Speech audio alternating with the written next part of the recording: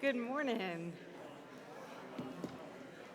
How's everybody doing this morning? I was gone last week. I appreciate Debbie Hamner doing the announcements last week. I got to go to Colorado, and Terry and I got to see our little 8-month-old grandbaby. Her name is Lucy. So I Love Lucy has a whole new meaning in our family. But anybody wanting to see movies or pictures, I'll be in Fellowship Hall. I'm teasing. Okay, after our 9 o'clock service this morning, we have a congregational meeting.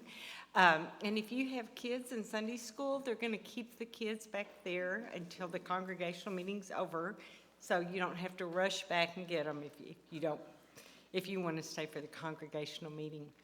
Also, I can't believe this, but next week is our Veterans Day program. It's already November next week. So if you were in the military, in a service, send us a picture from when you were in this service and a picture now, because we're going to have a little PowerPoint and you want to be part of it. Also, tomorrow night is our fall festival. We are pumped and ready. We have got it going. If you've got kids, and even if you don't have kids, if you just want to come play and be with us for the fall festival, it starts at 5 o'clock tomorrow afternoon, so we're real excited about it. It'll be right out here on the parking lot here at White Bluff Chapel. Also, we are so grateful that Ronnie Roberts and Jody Yarborough have made it back from Ecuador and Mexico. This past Wednesday night, we got to listen to Ronnie Roberts give us a little bit of an update on his trip to Ecuador. And this Wednesday night, Jody Yarborough is going to give us an update on his mission trip to Mexico. I'm just making sure he knew about that. Oh, we have a movie. Okay, we have a movie. It's not about Lucy, it's about Mexico. Okay. And then we want to remind you about Links is going to be a week from tomorrow. Some people thought it might be this Friday, but we had to change it. You know, it's all about when we can play golf. So it's a week from tomorrow at the Oak Course. That's on the back of your bulletin. And so if you need more information, all the updates are on there. And of course, we have our QR code that you can scan with your camera on your phone and go to our website and get all those. So I think that's all the announcements I have this morning. I always have to look at my choir, and they let me know if I'm missing something. Okay, I'm so glad to see you this morning. I'm so glad you're here. If you're visiting, welcome. We're glad you're here. Bow with me as we go to the Lord in prayer. Dear Lord, in Psalms 145:19, it says, "The Lord is righteous in all his ways and kind in all his deeds. The Lord is near to all who call upon him, to all who call upon him faithfully. He will fulfill the desire of those who fear him, and he hears their cry and helps them." Oh Lord, let our souls rise up to meet you as the sun rises to meet the sun. We ask for your blessings upon this service and ask that each person here may feel your Holy Spirit and your presence in this place. Comfort those that are ill and those that are grieving. And we kneel before you this morning as we pray, "Our Father, who art in heaven, hallowed be thy name.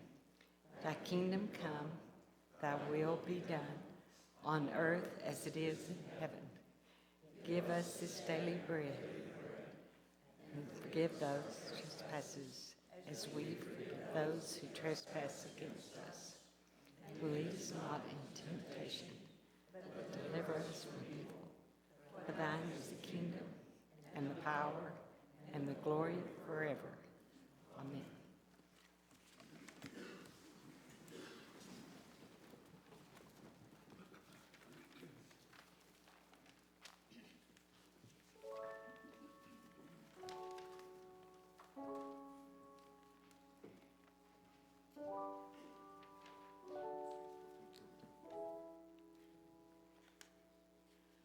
Holy is he, and great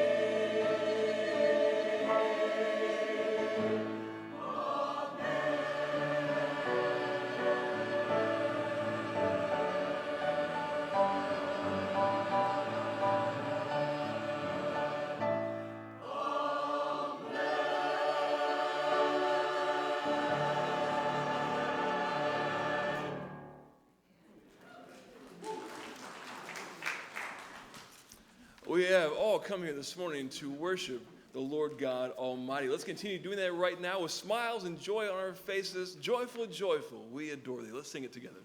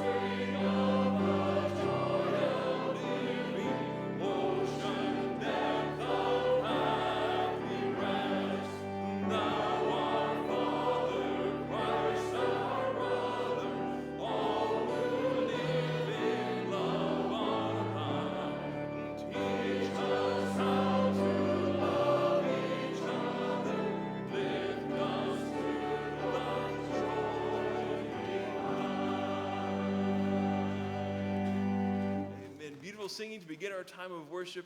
You may be seated.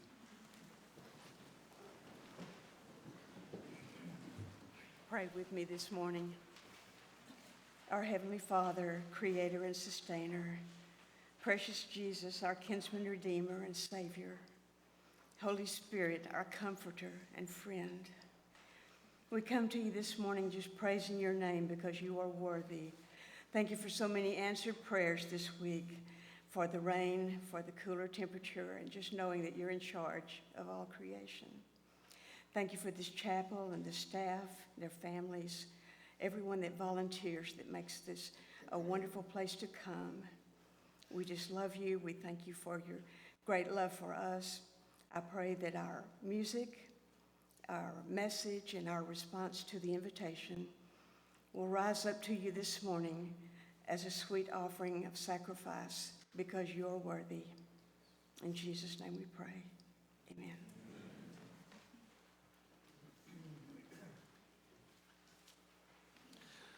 Well, like Betty had mentioned just a few moments ago, we do want to invite all of you to come out tomorrow night to the Fall Festival, 5 to 7, right here in our parking lot. We'd love to have you come. We've got lots of candy, lots of games, and a guaranteed good time. Make sure also, if you know of any kids, grandkids, neighbors, cousins, any of that, make sure they know about it as well. Be sure to invite them to come. Looking forward to a great night. The weather looks awesome for tomorrow, so it's going to be a great night of just being together, fellowshipping, and having a good time. If you would, let's stand once again. Let's continue singing this morning. Glorious is thy name, most holy.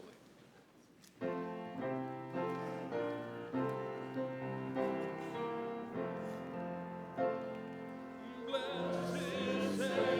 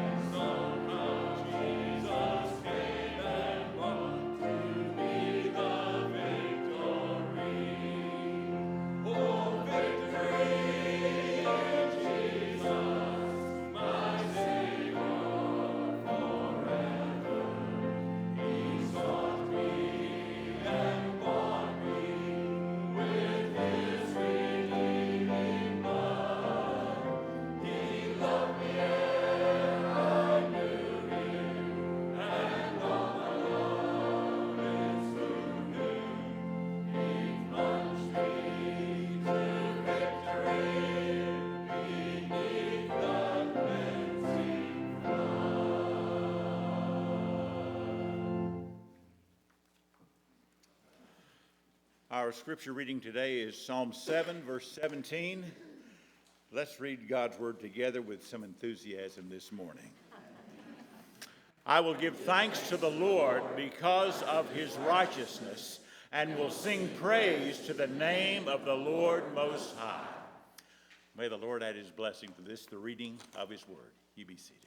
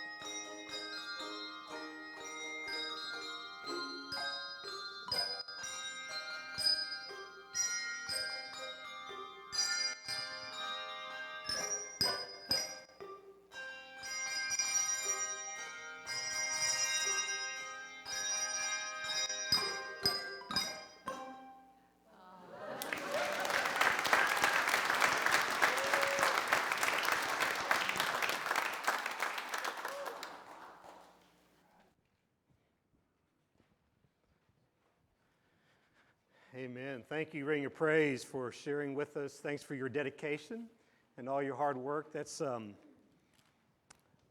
they say all you need to have is knowing colors and numbers, but I know better than that. The coordination there is just incredible. So again, appreciate you and being part of that. Do you ever hear sounds in the night? I mean, the kind of sounds where you're in a dead sleep and you wake up and ask yourself, what was that? Sometimes the sounds are inside the house, a strange noise, a bump, or a knock. Sometimes, again, strange enough for you to get up and to investigate. Most times you realize it's only the refrigerator or the freezer or maybe just your imagination. What about the sounds outside the house? It's places like White Bluff and other neighborhoods that have a lot of wildlife. You may wake up to a sudden scream, a screech, or a guttural moan. What was that? What am I hearing? Do I need to call 911? But most likely it was one of our neighborhood animals or birds. It could have been a barn owl. Most owls give a nice little hoot. Barn owls have a rasping, harsh scream that sounds like it's straight out of a low-budget horror movie. The sound could be wild hogs. Their grunts and groans sound like in a zombie apocalypse. It could be coyotes with their howls and their yips and their barks. I could go on, and you can kind of add your theory of what that sound is. Unknown sounds, especially sudden sounds in the night, can be alarming and disturbing. Sounds inside the house, sounds outside the house can be at the very least unnerving and at the most terrifying. Now, the most alarming sound of all would be if the sound is not coming from across the room or from across the field, but rather coming out of your own mouth and out of your own lips, an unknown sound. Now, that's a phenomenon that most of us won't experience on our own, but we're going to look at a passage of Scripture beginning in Luke chapter 8 and verse 26 that shows of the scream and the screams of a man who had no voice of his own. Now, in looking at the setting, as you turn to that, to Luke chapter 8, verse 26, you see in the verses prior, beginning in verse 22, that Jesus is crossing over the Sea of Galilee. He is going to the other side of the lake. And as they get into the boat, a great storm arises. And when the storm is so great that Jesus, who is in the bottom of the boat, sleeping, is awakened, and the disciples are screaming, perhaps, and yelling, and saying, "Master, we're going to drown." There was terror in their face. There was terror in their voice. "Master, we're going to drown." Jesus simply gets up. He calms the storm, and there was great amazement. So then we come to verse 26. And they're still sailing across Galilee, and they sailed to the region of the Gerasenes, which is across the lake from Galilee. When Jesus stepped ashore, he was met by a demon-possessed man from the town.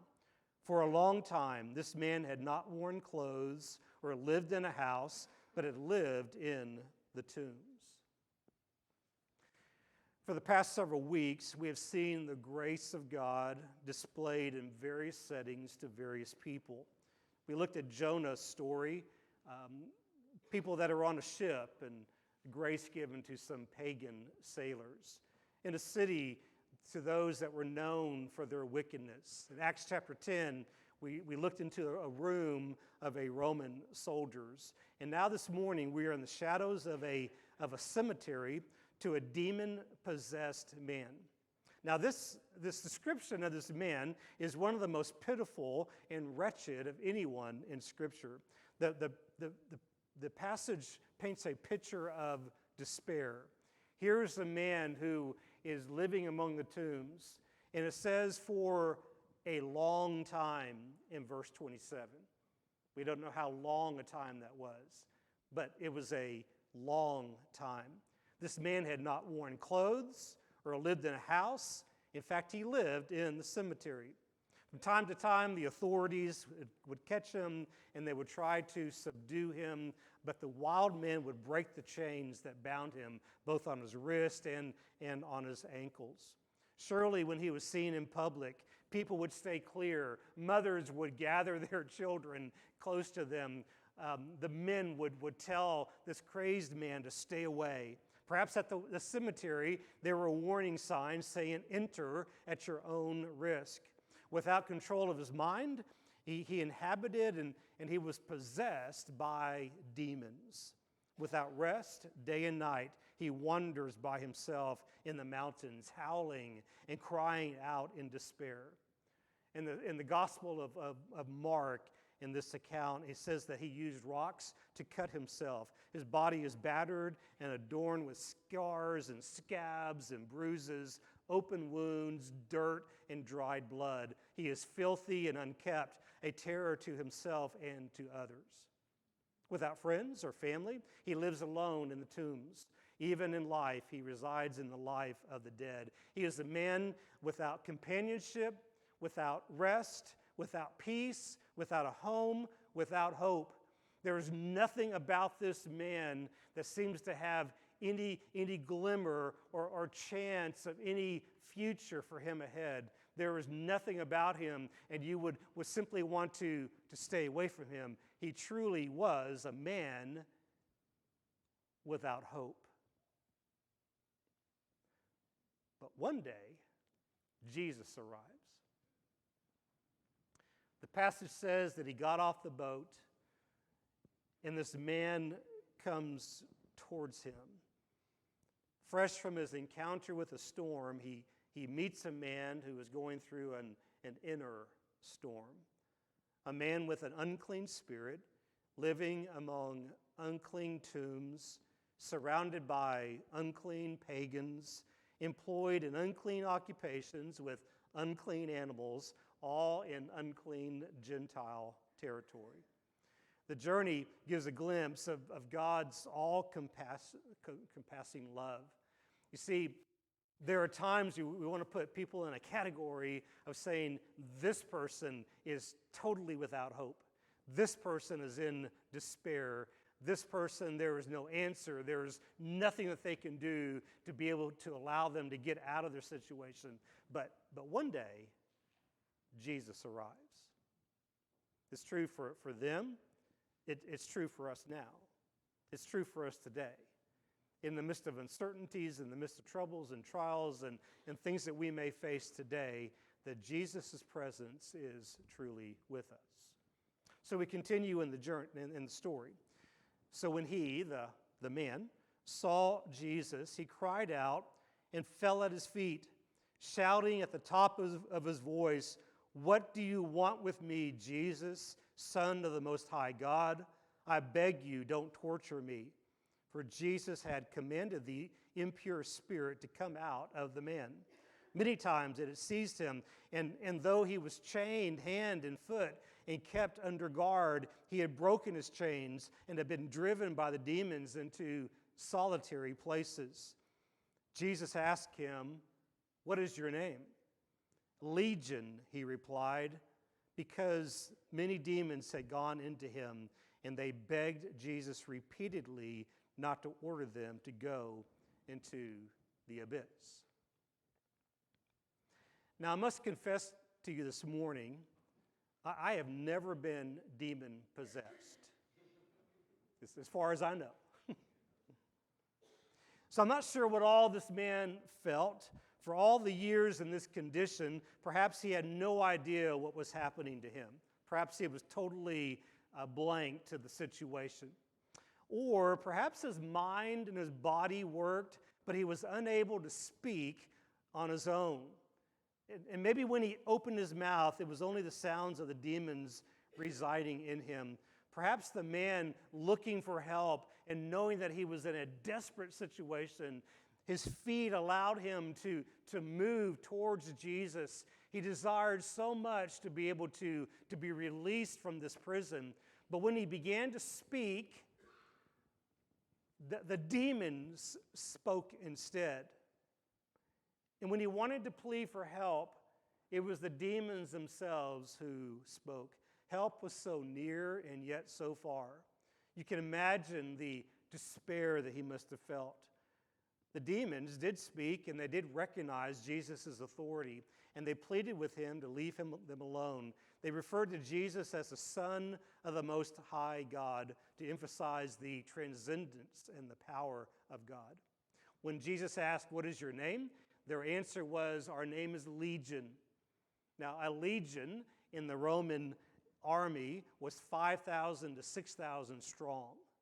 It could have been that many, or it could have just been saying, "We are many." Here's a man who was desperate. Here is a man who is in great need, and he was possessed by these multitude of demons. The demons cannot hope to challenge Jesus, but plead for mercy as the only alternative to experiencing his wrath. So, verse 32. A large herd of pigs was feeding there on the hillside.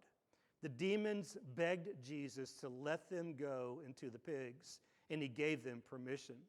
When the demons came out of the man, they went into the pigs, and the herd rushed down the steep bank into the lake and was drowned. Now, for you history buffs, this is the first Bay of Pigs.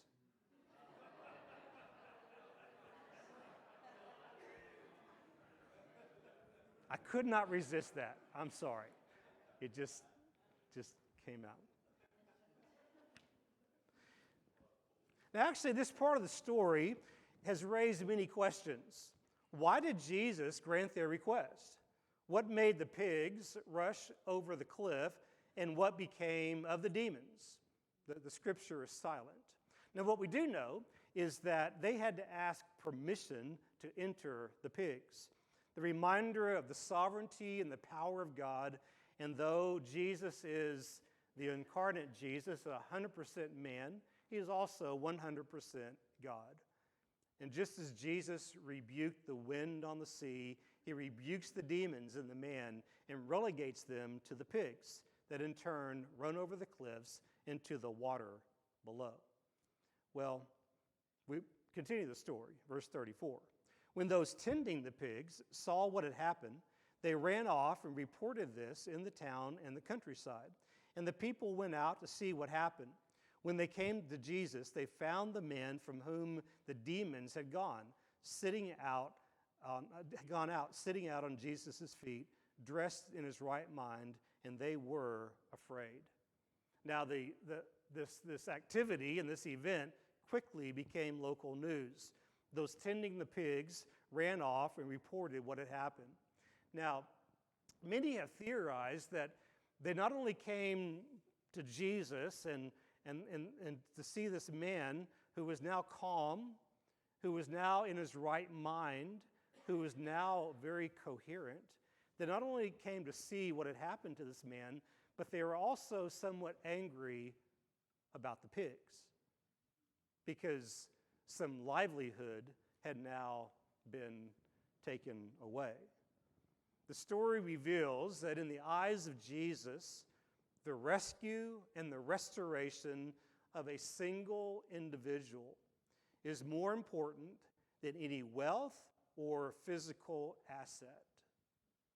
When the townspeople arrive, the man is sitting again at the foot of Jesus, now clothed in fresh clothes and in his right mind. And you can only imagine the countenance of this man. He had been in this condition for a very long time.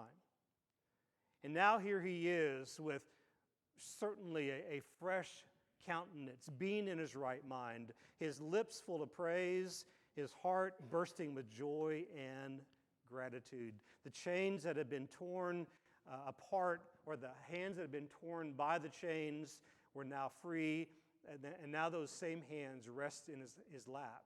Those who had seen the terror of the region was now a man at peace. And he's no longer facing any condemnation, for he is sitting at the feet of Jesus.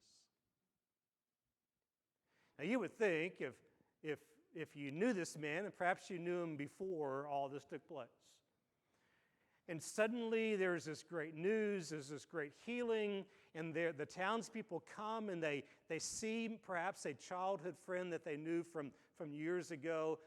Surely they would be excited and they would be thrilled at what had just taken place. But that's not their response. And in fact, if you look in verse 37, then all the people of the region of the Gerasenes asked Jesus to leave them because they were overcome with fear. So he got into the boat and he left. So out of fear, the crowd begs Jesus to leave. And when the crowd, even though the crowd begged Jesus to leave, the demoniac begged Jesus that he might be with them. So picture the scene. Jesus and his disciples have gone back to the boat. They're about to leave the area. And the man, in all his gratitude and all his appreciation, runs to Jesus and runs to the boat. And maybe he's clinging to the boat and saying, "Please let me go with you." He's begging him, "Please let me go. Let me be with you. I want to learn from you. I want to grow. I want to be in your presence. Please let me go." But Jesus responds in a way that perhaps could be unexpected. Look in verse 38. The man from whom the demons had gone out begged to go with him, but Jesus sent him away, saying, "Return home and tell how much God has done for you." So the man went away and told all over town how much Jesus had done for him. You see, Jesus wanted this man who went through this incredible experience to be a witness. Tell how much God has done for you. Ironically, the first missionary that Jesus ever sent out, before the disciples, before the 70 that he sends out in the next chapter, was a restored demoniac who lived among the pagans. He had never sat through a Bible class. He had never heard a single sermon, not a single evangelistic series. He literally knew Jesus for a couple of hours, and yet he was the first missionary sent out by Christ.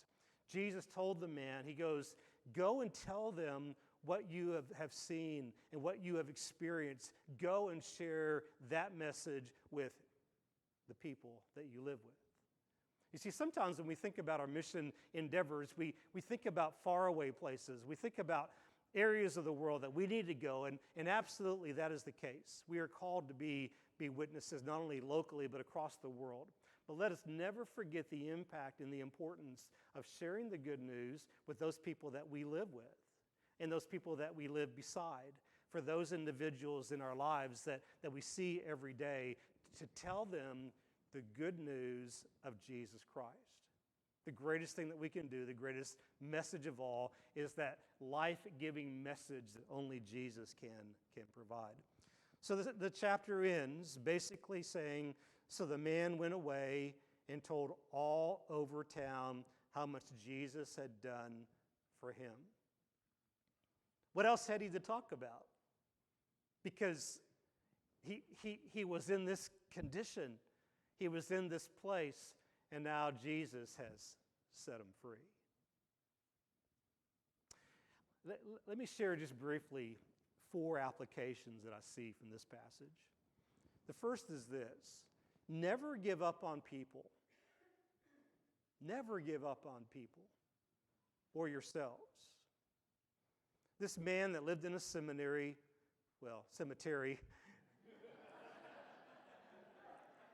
that was a slip for my fellow pastors. Cemetery, yeah. A man who was out of his mind, who acted and lived like a wild animal, whose life was embedded with a legion of demons. And one day he received a gift of hope through God's grace and mercy. Again, there was total despair, there was total hopelessness in this man's life until Jesus shows up. Let us never forget that God is in the saving business and that Jesus shows up into our lives as well.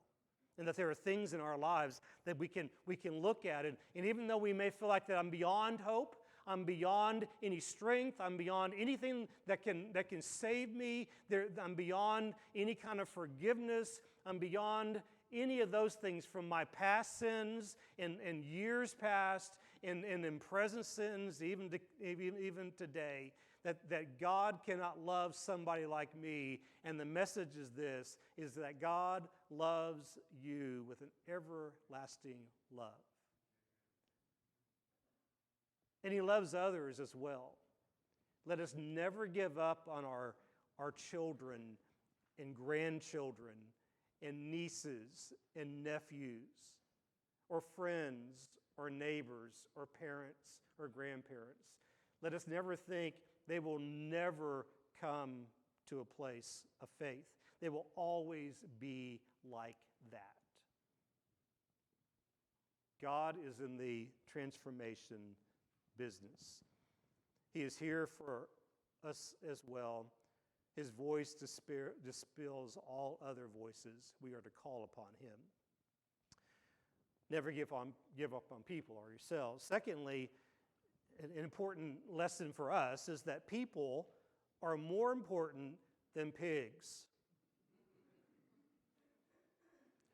or houses or boats or reputation or comfort or prejudices or biases or anything else that we may cling.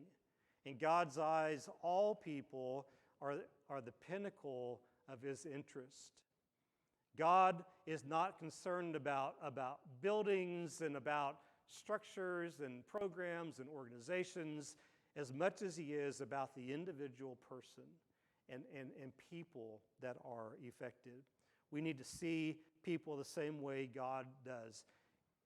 Jesus' eyes were not on the 2,000 lost pigs that went over the cliff. The eyes of Jesus were on the one person who was delivered. If we're not careful, we can be diverted in thinking that other things are more important than people. The most important thing that we can think about is the needs of our congregation, the needs of our community, of our nation, and of our world to be able to share the good news of Jesus Christ. The only true transformational lives and transformational truth that is available. And not allow anything else to get in the way. People are more important than pigs. The third thing is the reminder that when we receive Christ, we also receive a new voice. And as believers, it's a reminder to use our voices for His glory as a reflection of our Lord. That means that when we're in difficult situations or places where we like to say a certain thing, that reminder that the words that we say represent not only us and our family, but most importantly, our Lord. It's that reminder that we have a voice to be able to share the good news as well, to be able to voice the truth of the Word of God, and to be able to say that Jesus is Lord. And if you don't know everything that you like to know, if you haven't memorized the Bible, if you haven't been to any theological training, if you haven't been all those places where you think you have to be able to speak truth, this story is a reminder that God takes our experiences, God takes our lives, God takes the things that He has done for us, and we're able to share that with others. To be able to say, I don't know about everything in the whole world, but I do know this. This is how my life used to be, and this is how my life is now. And the only reason for that is because of Jesus. Now, you may not have a testimony where you have something as traumatic or dramatic as this, but as believers, we have a testimony. We have that reminder of what God has done and what God is continuing to do within our lives. Fourthly, know that our God is always with us. He never leaves us or forsakes us. The promise that we can be strong and courageous for the Lord our God is with us. For the Lord our God, wherever we are, wherever we go, our God is near. And for us, that when we face the uncertainties and the insurmountable challenges of our lives, when we come to those places where we just wonder, is there anybody that really even cares? That we have that still small voice that our God is near. Even when we hear ourselves noises in the night, sounds in the night that can be frightening, that can be disturbing, those of our inner soul that somehow we wonder, can I ever get past this? We stop and we are reminded that our Lord Jesus is near. Our Lord Jesus is with us. Our Lord Jesus is not only in the presence, but as believers, He's within our very hearts and our very lives. And He is willing and able to take us as we are, to be able to lean upon Him, to be able to trust in Him. So my prayer for us this morning as we think about this kind of odd story in God's Word, that reminder that God works through all people, that He loves us with an everlasting love.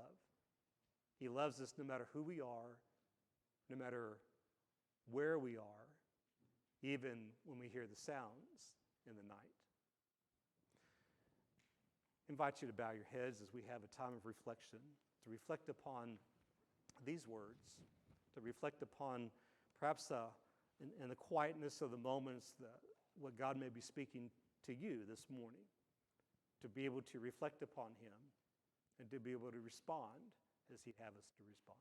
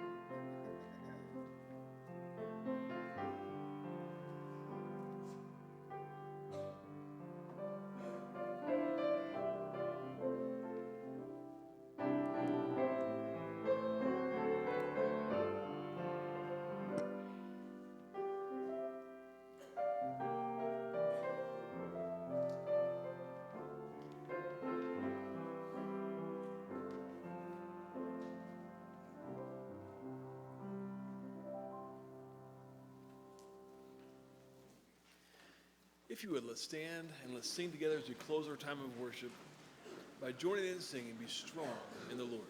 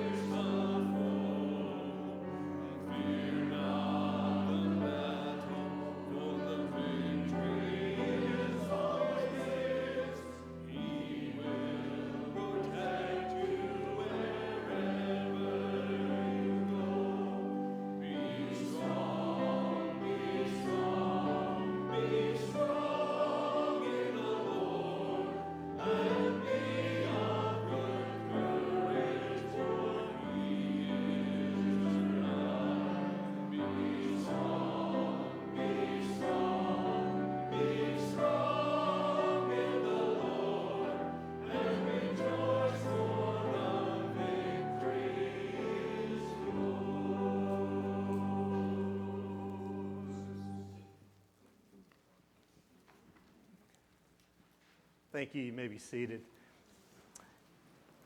As members of the White Bluff Chapel know, quarterly we do have a congregational meeting, as Betty mentioned a moment ago. You're welcome